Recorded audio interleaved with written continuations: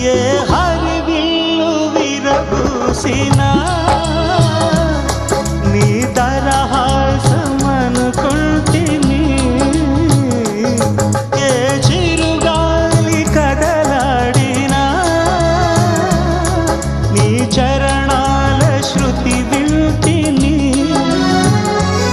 నీ ప్రతి రాకలో ఎన్ని శశిరేఖలో, నీ ప్రతి రాకలో ఎన్ని శశిరేఖలో, నిన్ను చూడకనే ఉండలే.